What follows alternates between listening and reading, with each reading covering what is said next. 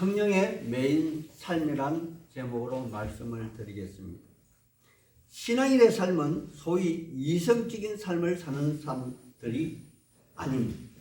그들은 어떤 목적에 이끌려 끊임없이 자신의 삶을 절제하며 그 목적에 근접하는 삶을 살기 위하여 자기 자신의 생을 소모하며, 아니 자기 생명조차 조금도 귀한 것으로 여기지 아니하고 목표를 향하여 달려가는 소위 세상 사람들이 보기에 미친 사람들입니다.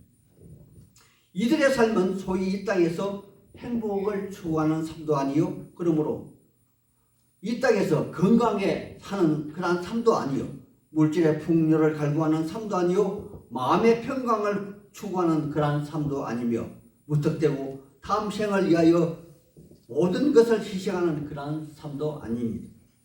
따라서 모든 것이 개인의 행복으로 귀결되는 인본주의 극체의 현재 삶에서 신앙인을 바라본다면 앞에서 제가 말씀을 드린 것처럼 잘못된 생각을 가진 바로 미친 사람들일 것입니다.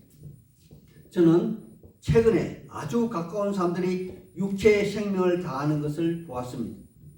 여기서 제가 얻은 결론은 모든 사람들이 바라보는 고통 없이 죽음을 맞이하는 오복 중의 하나라 여기는 그러한 죽음이 아니라, 제 생각에는 갑자기 죽는 죽음이 바로 행복한 죽음이 아니라는 것이며, 그 생의 마지막 부분에서는 어느 정도 진정한 고독 속에서 고통을 느끼며 자기의 삶을 뒤돌아보는 그러한 시간을 갖는 것이 중요하다는 그러한 생각을 가져들었습니다.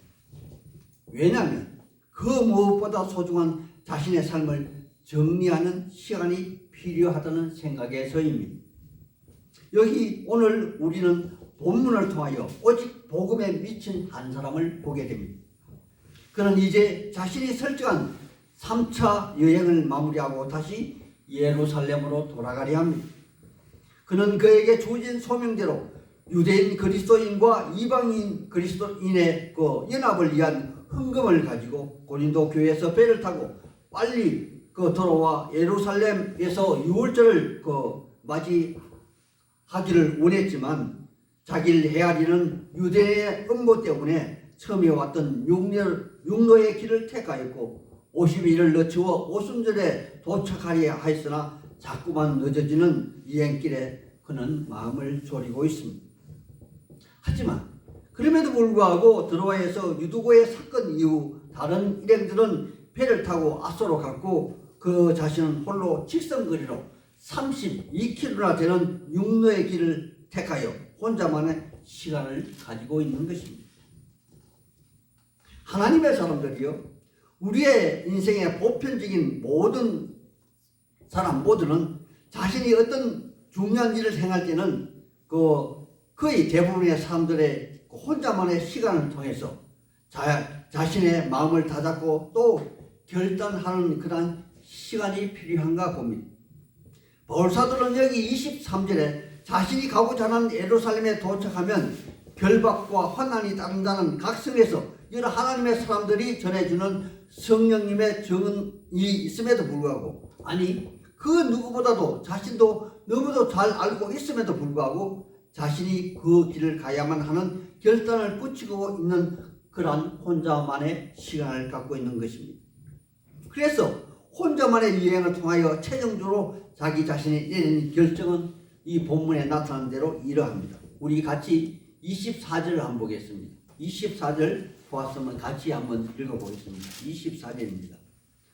시작. 내가 달려갈 길과 주 예수께 받은 사명 곧 하나님의 은혜의 복음을 증언하는 일을 마치려 하면은 나의 생명조차 조금도 귀한 것으로 여기지 아니하노라. 아멘. 아멘. 하나님의 사람들이요, 인생은 그 누구에게나 평탄한 삶만이 주어지는 것은 아닙니다. 어떤 때는 외부적인 환경에 의해서, 또 어떤 때는 자신이 스스로 그 험난한 삶을 선택하기도 하는 것입니다. 하지만 우리 그리스도인의 삶은 이 두 가지 다 복합적으로 나타나며 여기에 하나 더 계속적으로 부어지는 이로부터 은혜가 있다는 것입니다. 이 세 가지 요인이 복합되어 그리스도인의 삶을 주장할 때 크나큰 시너지 효과가 나타나는데 바로 이러한 현상을 이해하지 못하는 사람들이 바라볼 때는 그들의 이성의 한계를 넘어서므로 제가 몇 번 말씀드린 것처럼 바로 미친 사람처럼 보이게 되는 것입니다. 그는 전 삶을 통하여 생명을 살리는 일에 복음을 전파하는 일에 자신과 자신의 삶을 내어놓은 것입니다.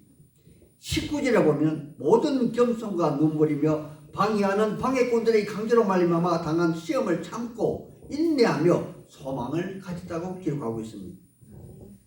하나님의 사람들이요, 우리 인생의 삶은 반드시 끝이 있습니다. 왜냐하면 시작이 있었으니까요. 부모와의 만남도 언젠가는 헤어지게 되고 또 친숙했던 부부도 헤어지게 되고 알고 있던 세상 모두도 언젠가는 결별하게 되는 것입니다. 그 끝이 이르기 전에 자기 자신에게 주어진 소명의 삶을 붙잡고 우리는 살아야만 합니다.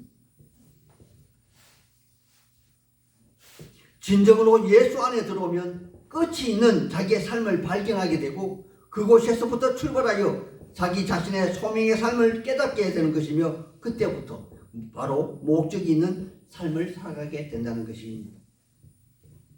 이것이 세상 사람들의 눈에는 바로 미친 사람으로 보일 뿐이라는 것이죠.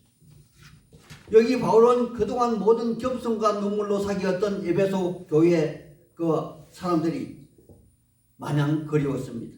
그래서 바쁜 일정임에도 불구하고 바닷가 밀레누에서 내륙에 있는 에베소 장로들을 청하여 마지막 교제의 만남을 가지고 있는 것입니다.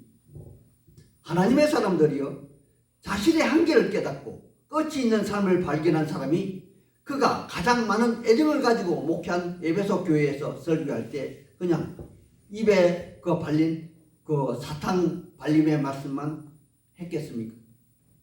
여기 바울 사도가 에베소 교회에서 설교 내용을 엿볼 수 있는 대목이 있는데 바로 20절에 이렇게 기록하고 있습니다.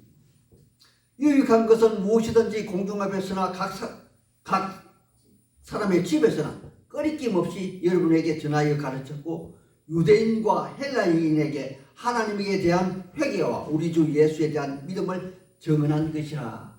아멘. 하나님의 사람들이요, 의사가 속이 골면 사람을 치료할 때 겉에 약만 바르는 것이 아니듯이 속이 골면 부분은 후벼 파내고 또 악성 종양은 가감하게 도려내는 것이 환자에게 유익한 것이 아닙니까? 이러하듯이 바울 사도는 옛 습성에 젖어 있는 그들을 아마도 가감하게 질타하고 또 나무랐을 것입니다. 그래서 때로는 듣기 싫은 소리, 잘못된 가치관과 고쳐야 할 잘못된 습관을 지적하고 나무랐을 것입니다. 그래서 때로는 얼굴도 붉혔을 것이고 들어는 오해도 있었고 또 심지어는 말다툼도 있었고 또 사도권마저 부인하는 그러한 처우도 받았을 것입니다. 하지만 바울 사도는 꼼짝도 아니하고 오직 하나님의 공이 죄를 지적하고 그리고 그 죄값을 치러야 한다는 당위성을 이야기하며 또 그저 공짜로 주시는 예수 그리스도의 십자가 은혜를 믿음으로 받으라 그렇게 전했을 것입니다. 이러한 복음의 말씀은 당시나 오늘날 현대의 지금이나 믿지 아니하는 사람들에게는 무척이나 어려운 그러한 문제일 것입니다. 공의가 이 세상에 존재하고 있다는 말 그 자체도 어렵겠지만 거저 주시는 은혜는 더더욱 믿기가 힘든 부분일 것입니다. 예를 들어 중세 천주교 면제부 판매처럼 돈을 많이 내면 자신의 가진 모든 전 재산을 헌납하면 낙원에 들어간다는 말이 더욱 믿기가 쉬웠을 것입니다. 그래서 당시 에베소 지역에서는 힘으로 해결하자는 니골라 땅이 있었고 또 그리고 영은 선하고 육은 무익하다는 그런 영주주의들이 많이 나타나는 것도 사실일 것이며 오늘날 한국 땅에 말도 안 되는 그러한 신천지 같은 이단이 돌, 김용희 같은 사이비 신학자가 득시 않은 것은 아닐까 생각해 봅니다. 아마도 바울 사도는 이런 부분을 강하게 질타했을 것입니다. 그래서 아드님이 조각상을 만들어 파는 데메드리오 같은 사람이 폭동을 일으킬 때 그렇게도 많은 사람들이 같이 선동하고 동조했던 것은 아닌가 생각해 봅니다.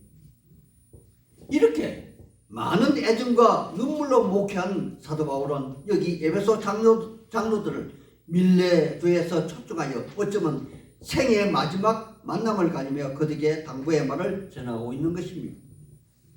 25절 하반절에 이제는 여러분이 다 내 얼굴을 다시 보지 못할 줄을 아노라. 하나님의 사람들이여, 여기 바울 사도는 에베소 지도자들에게 다음과 같은 세 가지 당부를 하고 있습니다. 첫째는 28절 상반에 삼가하라는 그러한 말입니다. 하나님의 사람들이여, 삼가하라는 말은 소위 자기 자신에게만 적용되는 그러한 절제하는 것과는 다른 것입니다. 이는 상대가 있는 것으로 아무리 옳은 말이고 옳은 일이라 할지라도 때와 시기가 있으며 적절한 환경이 조성되어야 한다는 것입니다. 예를 들어 아무리 그 어떤 사람이 잘못이 있다 할지라도 그의 어린 아들이 있는 곳에는 그의 잘못을 지적하면 안 됩니다. 왜냐하면 그 아들 입장에서는 그 아버지가 하늘이기 때문에 그러합니다. 목회도 그러합니다. 잘못할 때마다 지적하는 것이 아니라 묵묵히 참고 기다려주는 것이며 깨달을 때까지 어느 정도 참아주는 것이라 생각해 봅니다. 두 번째, 28절 하반절에 보살피라는 그런 단어입니다. 여러분이 알다시피 보살피는 것은 자기 희생이 따릅니다. 예를 들어 부모가 자기 자식을 키우고 보살피는 것은 무한한 애정으로 자기 자신을 내어놓는 그러한 희생의 그 단어입니다. 여기 28절에도 직설적으로 이 성경을 기록한 누가는 말하고 있는 것입니다. 즉 하나님이 자기 피로 교회를 산 것처럼 감독자들은 교회를 보살펴야 한다는 그러한 말씀인 것입니다. 하나님의 사람들이요, 하나님이 교회를 사신 것은 십자가 사랑밖에 없습니다. 오직 하나님이 교회를 위하여 자기 목숨을 내어놓은 그러한 사랑, 온갖 수모와 멸시를 견디며 마침내 육체의 한계를 넘어 물과 피를 다 쏟을 때까지 그 사랑이 바로 여기에 표현된 그러한 보살핀다는 그러한 말인 것입니다. 세 번째 단어입니다. 31절에 일깨운다는 그러한 말씀입니다. 하나님의 사람들이요, 여기 일깨우다는 말도 무지에서 깨달음을 가지게 하는 지적인 깨달음에서 그치는 그런 말이 아니라 삶으로 행함에 이르기까지, 믿음으로 반응하기까지 바울이 밤낮으로 눈물로 그들의 삶을 지적하여 일깨웠다는 것입니다. 하나님의 사람들이요, 에베소서 4장 13절에는 이런 말이 있습니다. 우리가 다 하나님의 아들을 믿는 것과 아는 일에 하나가 되어 온전한 사람을 이루어 그리스도의 장성한 분량에 충만하는 데까지 이르니라. 아멘. 이는 아는 데서 그치고 행동으로 옮기는 데까지 자라지 못한 어린 아이와 같은 그러한 신앙으로 사람의 속임수와 간사의 한 유혹에 빠져서 온갖 교훈의 풍조에 떠밀려 요동치는 그러한 사람이 될 수밖에 없다고 이야기하고 있는 것입니다. 바울은 이 세 가지를 여기 에베소 교회 장로들에게 부탁하고 있는 것입니다. 아니, 자신은 다시는 여기 에베소 장로들을 만나지 못할 것입니다. 그러므로 그는 애정을 갖고 온갖 제스처로 그들에게 부탁하고 당부하고 있는 것입니다. 아니, 그는 자기 자신의 자비랑 성기의 삶을 통하여 그들을 설득하고 있는지도 모릅니다. 그리고는 다시 한 번 더 자신이 믿는 주님의 말씀을 그는 인장처럼 소개하고 있습니다. 주는 것이 받는 것보다 복이 있다. 하나님의 사람들이요, 바로 받는 것보다 주는 삶은 우리 예수님이 몸소 행함으로 실천한 그런 삶일 것이며, 여기 바울 사도의 자비랑 성교의 삶 또한 주는 삶이 아닌가 생각해 봅니다. 그러하다면 바로 이 말씀은 오늘 나에게, 오늘 우리에게 적용하면 어떠한 말이 될 것입니까? 미친 사람의 삶일까요? 아니면 이성에 반하는 온전한 사람의 삶일까요? 혹은 성령에 이끌린 믿음의 삶일까요? 바울은 이러한 애절한 친교를 나누며 서로를 위한 간절한 기도를 위하여 하나님 앞에 무릎을 꿇었습니다. 하나님의 사람들이요, 이제 제 설교를 마치려 합니다. 오늘 우리는 과연 어떠한 사람이든가요? 현실에 안주하거나 세상을 비관하는 그런 사람인가요? 아니면 적극적으로 세상을 리드하는 그런 삶을 사는 사람인가요? 그것도 아니면 목적에 이끌려 자기의 소명을 따라 사는 그러한 믿음의 사람인가요?